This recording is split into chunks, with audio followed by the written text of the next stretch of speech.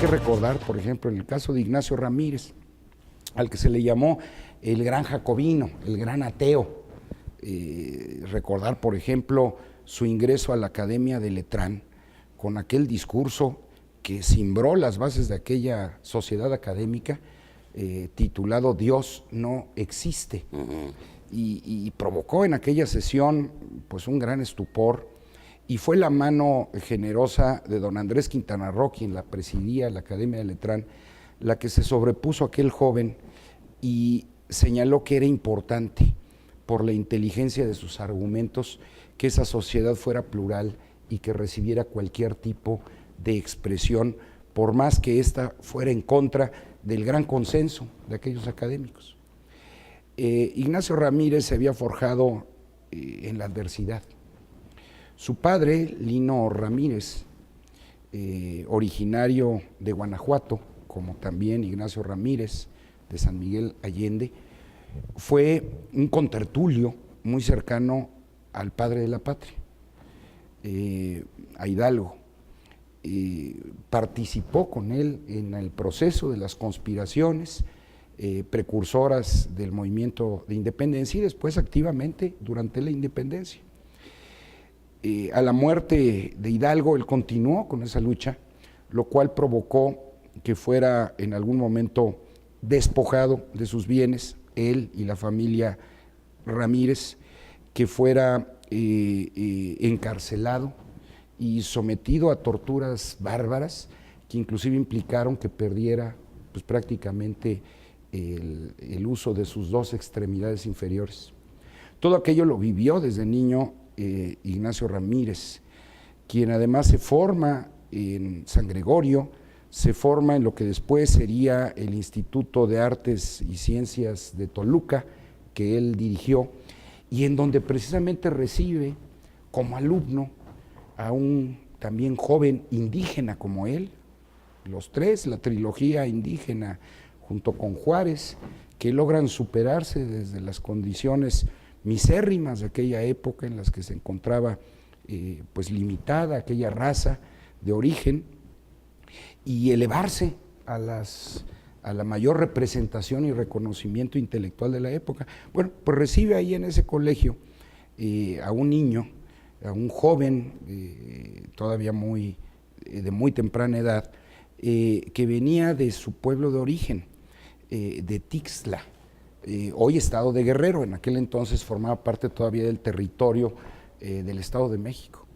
Este niño había nacido en un paupérrimo jacal, ahí en este lugar, que además es también la cuna del Libertador Guerrero.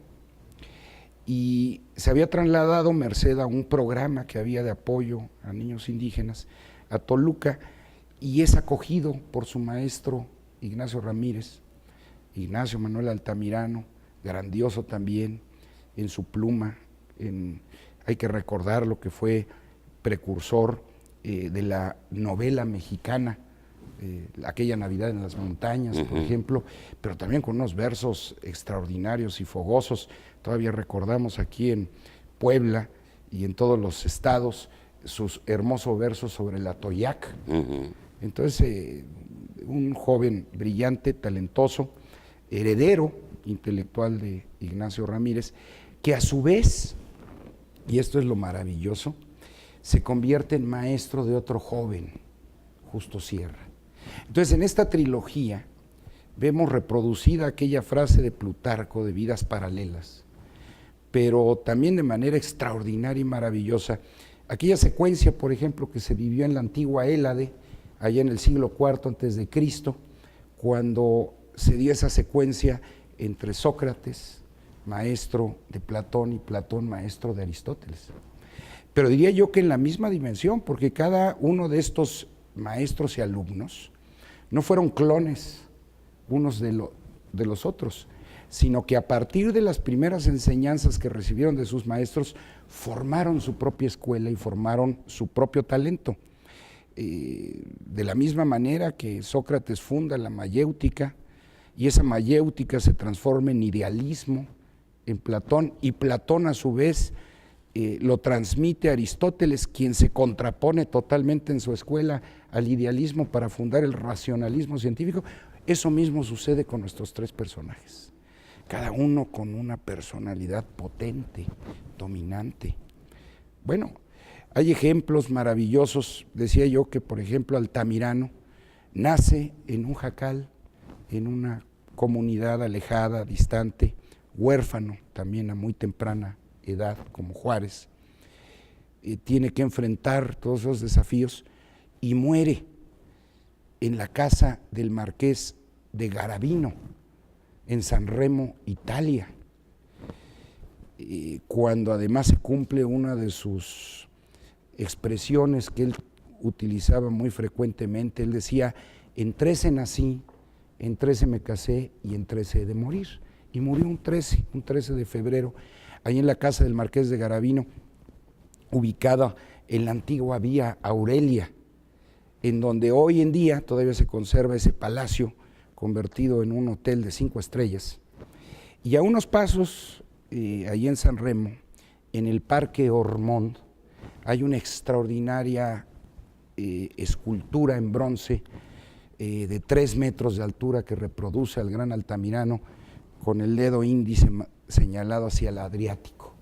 Bueno, ese tránsito de hombres que nacieron en la más extrema limitación y pobreza y que llegaron a alcanzar estos niveles de evolución y de reconocimiento, se reproduce en el caso de los tres. Tú acabas de estar en España.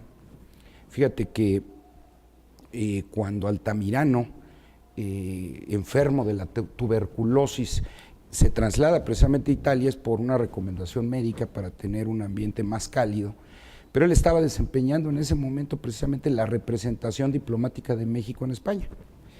Y sucede lo mismo con Justo Sierra. Ustedes recordarán que el año pasado apenas se conmemoró el bicentenario de las Cortes de Cádiz.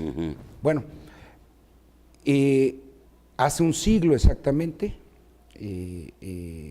Justo Sierra es enviado como representante del gobierno ya de Francisco I. Madero para poder representar a México en el centenario de las Cortes de Cádiz.